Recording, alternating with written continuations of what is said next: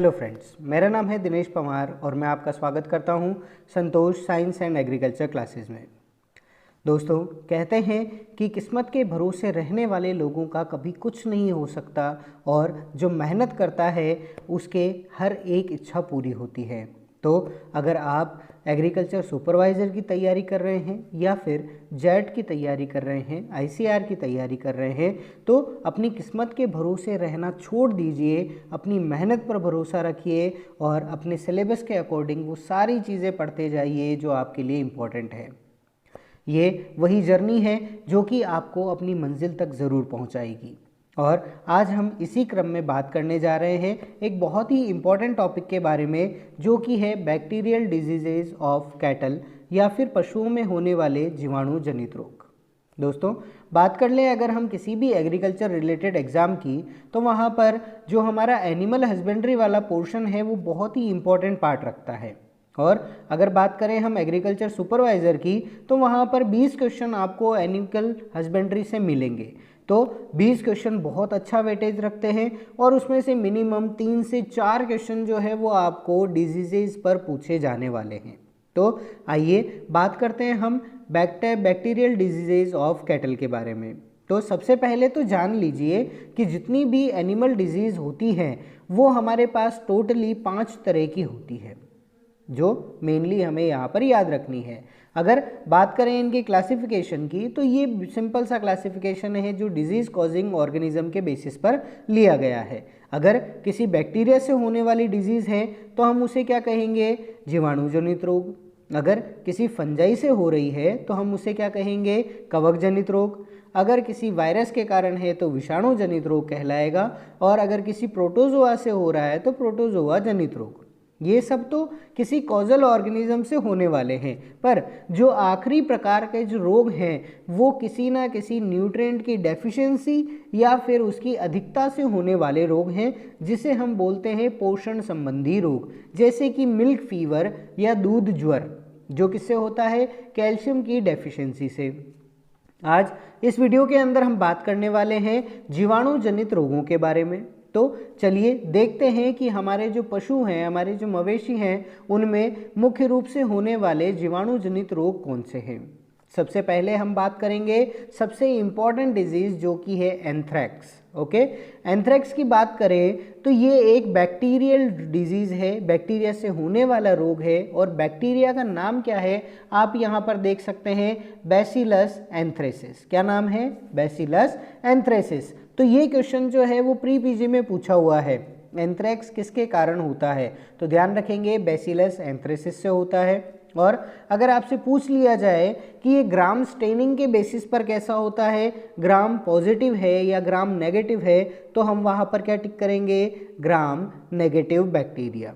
और ध्यान रखें, ग्राम नेगेटिव बैक्टीरिया जितने भी हैं वो पशुओं में रोग अगर उत्पन्न कर रहे हैं तो ज़्यादातर होते हैं छड़ाकार या फिर रॉड शेप्ड। ओके, मतलब बिल्कुल सरिये के आकार के रॉड शेप्ड होते हैं।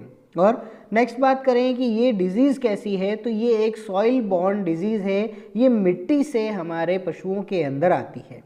जब पशु कोई चारा खा रहा है तो उसके साथ अगर मिट्टी के कण हैं, अगर उसमें ये बैक्टीरिया मौजूद है तो ये डिजीज़ जो है वो हमारे पशुओं में हो जाती है। और बहुत ही खतरनाक डिजीज़ है, क्योंकि इसकी वजह से केवल कुछ ही घंटों के अंदर पशु की मृत्यु तक हो जाती है। तो ये हमें यहाँ पर ध्यान रखना है। इसे हम क्या कहते हैं?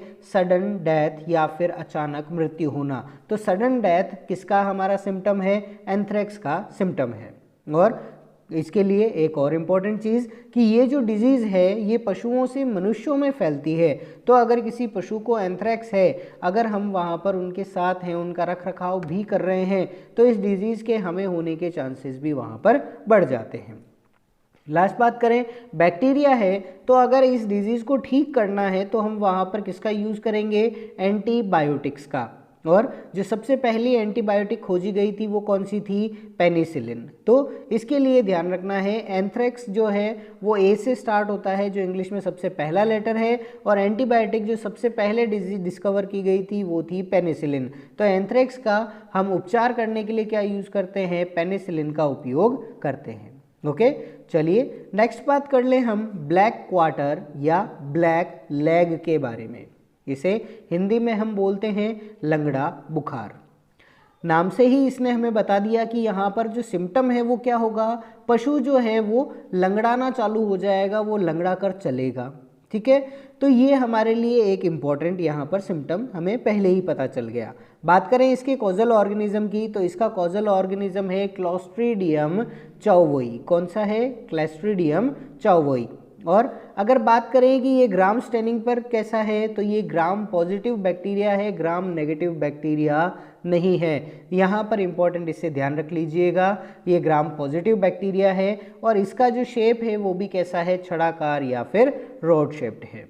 बात करें इसके सबसे इम्पॉर्टेंट सिम्टम की, तो जो पशु है उसकी जो पिछली टांगे हैं, जो उसकी जांघें होती है पिछले टांगों की, वहाँ पर क्या होता है, स्वेलिंग हो जाती है, सूजन आ जाती है और इसकी वजह से क्या होगा, वहाँ पर पशु का ठीक से चलना मुश्किल हो जाता है। उसे हम कहते हैं कि वो लंगड़ा कर चल रहा है।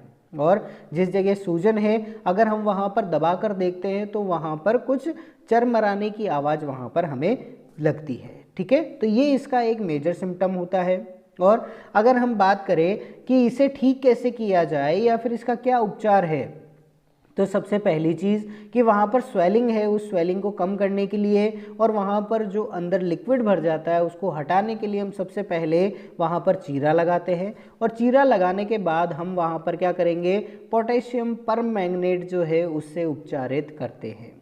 ठीक है, इसके साथ साथ बैक्टीरिया है तो हम वहाँ पर क्या करते हैं, जो हमारी एंटीबायोटिक्स है वो पशुओं को देते हैं। तो ये हमारे लिए एक इम्पॉर्टेंट सिम्टम हो गया। और उसके साथ साथ हमें ध्यान रखना है कि ये किसकी वजह से होता है, क्लोस्ट्रीडियम के कारण होता है।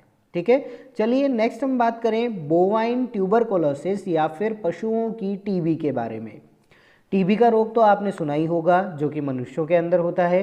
तो ठीक उसी तरह टीबी जो है वो पशुओं के अंदर भी होता है। और अगर बात करें ये किसके कारण है, तो ये माइकोबैक्टीरियम बोविस की वजह से होता है। किसके कारण है, माइकोबैक्टीरियम बोविस। और अगर बात करें कि ये कैसा बैक्टीरिया है, तो ये एक ग्राम नेगेटिव बैक्टीरिया होता है, जो कैसा है, रॉड शेप्ड या फिर छड़ाकार है।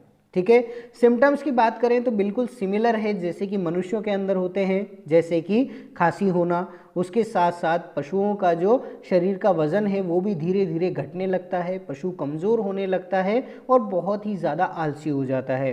तो ये कुछ ऐसे सिम्टम्स हैं जो हमें पशुओं की टीबी के अंदर दिखाई देते हैं।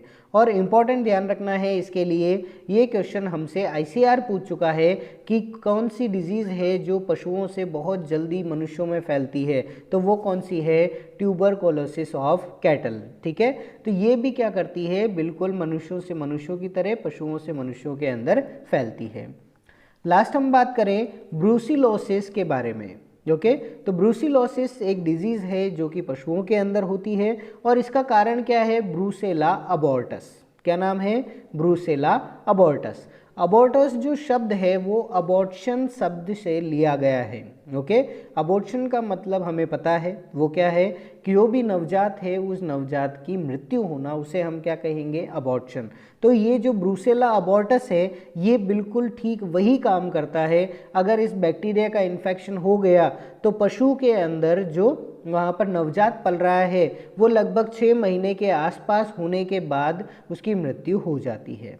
ओके, तो हम कह सकते हैं कि ये जो ब्रूसिलोसिस है इसका मेजर सिम्टम क्या है, abortion of the cattle at the age of almost 6 months. तो लगभग जब तक हमारा नवजात 6 महीने का हो जाता है पेट के अंदर, तो उस टाइम पर अबॉर्शन हो जाता है इसके कारण। तो इसीलिए ये हमारे जो किसान भाई हैं उनके लिए बहुत ही इंपॉर्टेंट डिजीज़ हो जाती है। टाइम पर डायग्नोसिस नहीं किया गया तो इसकी वजह से बहुत ज़्यादा नुकसान हमें झेलना पड़ता है।